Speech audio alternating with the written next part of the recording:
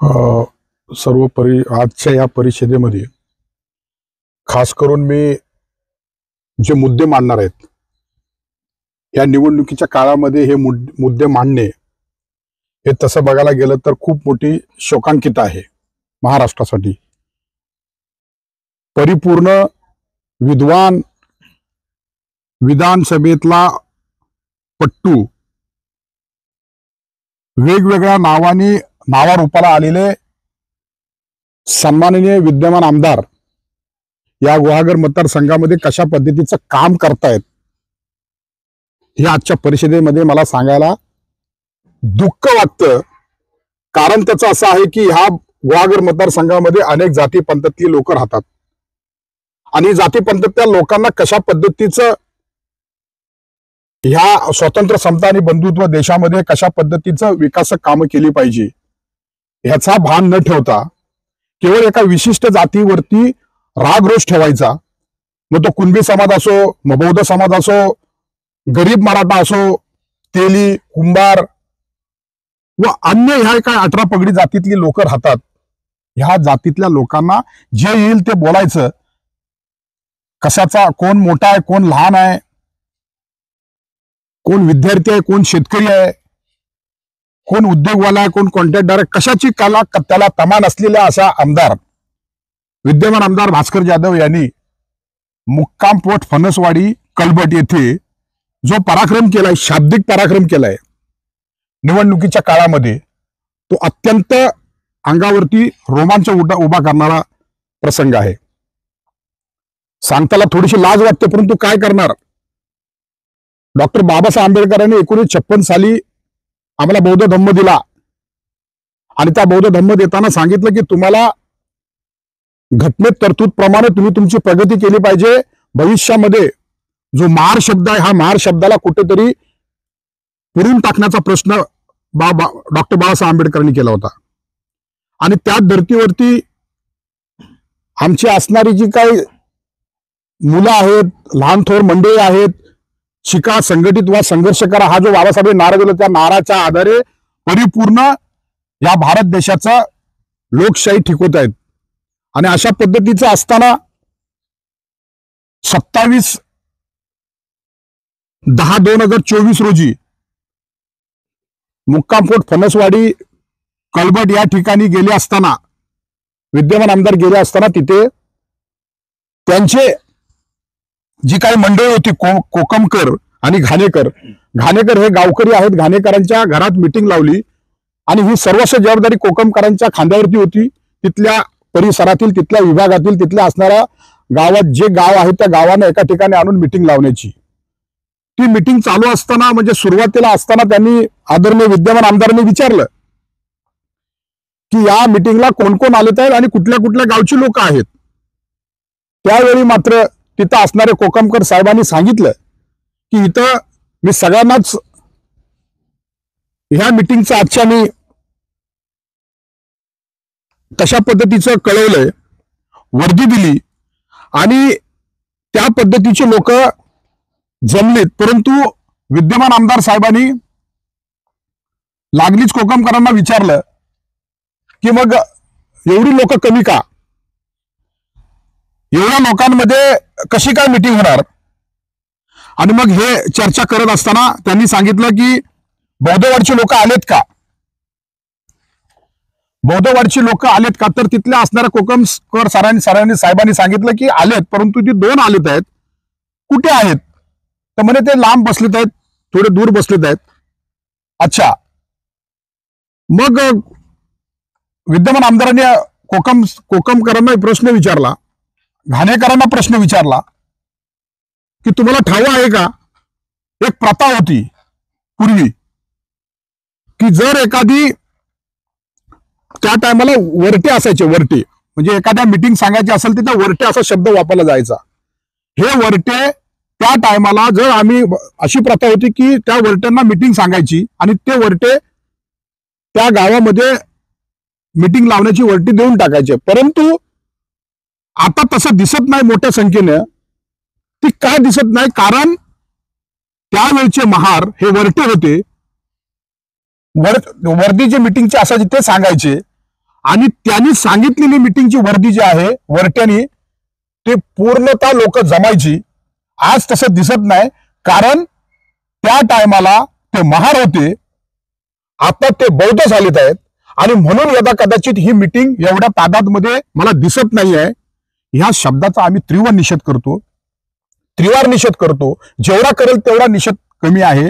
आताच्या युगामध्ये, आताच्या परिस्थितीमध्ये ज्या पद्धतीने स्वातंत्र्य, समता आणि बंधुत्व नांदवायची परिस्थिती निर्माण झालेली आहे, एका बाजूला घटनेचा कशा पद्धतीचं चिरफाड केली जाते सांगितलं जातं, एका बाजूला शिवराय फुले शाह आंबेडकर विचारांना पायमळी तुडवलं जातंय. अशातच महाराष्ट्र उभा होतोय नाही होतोय, तेवढ्यात विद्यमान आमदार जे आहेत, जे स्वतःच विद्वान समजतात, स्वतः सगळं काही येतं असं समजणारे आमदार साहेबांनी कधी वळून पाहिलं का? बौद्ध समाजाने कधी तुमच्याकडे हात पसरले का?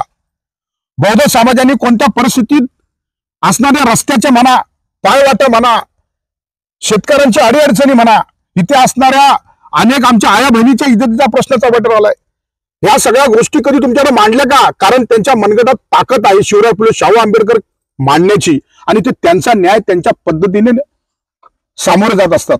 अशा पद्धतीने गैरसोय मतदारसंघामध्ये असताना, वेगवेगळ्या पद्धतीच्या अडीअडचणी असताना, हाताला काम नाही, काजूला रेट नाही, आंब्याला काही पद्धतीची किंमत नाही, आमच्या कोकणात जे पिकतं ते कशा पद्धतीने सभागृहात मानलं पाहिजे किंवा कशा पद्धतीने हे सभागृहात उमटवलं पाहिजे, आमच्या शेतकऱ्यांना पाऊस पडला नाही, पाऊस पडला तर आमच्या नाचणी होत नाही, आमचा भात होत नाही, अन्य प्रश्न तिथं किचपडत पडलेत. त्याच्यावर भाष्य न करता फक्त आणि फक्त जातीयता, फक्त आणि फक्त माणसांचं हिंसक वातावरण तयार करणं आणि लोकांमध्ये लढवून त्यांची बेइज्जत करणं, एवढाच मोठा धंदा हा भास्कर जाधव, विद्यमान भास्कर जाधवांचा आहे, असा आमचा रोख आरोप आहे.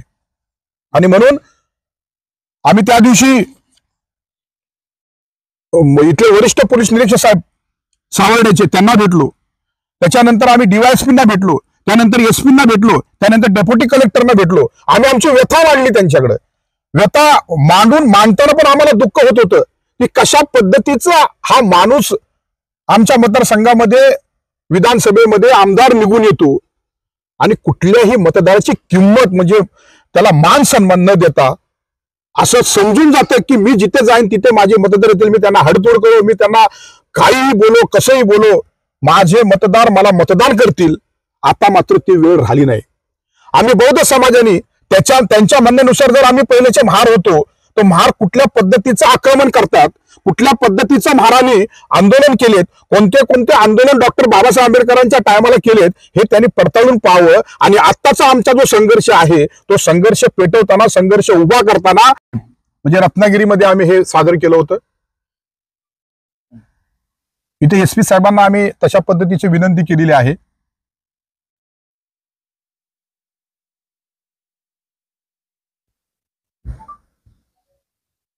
त्यानंतर डेप्युटी कलेक्टरांना आम्ही हे दिलं होतं पत्र.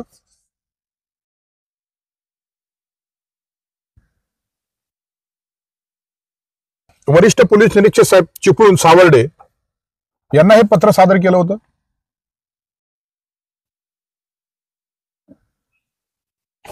त्यानंतर आम्ही पोलीस उपअधीक्षक साहेब चिपळूण यांना आम्ही हे पत्र सादर केलं होतं.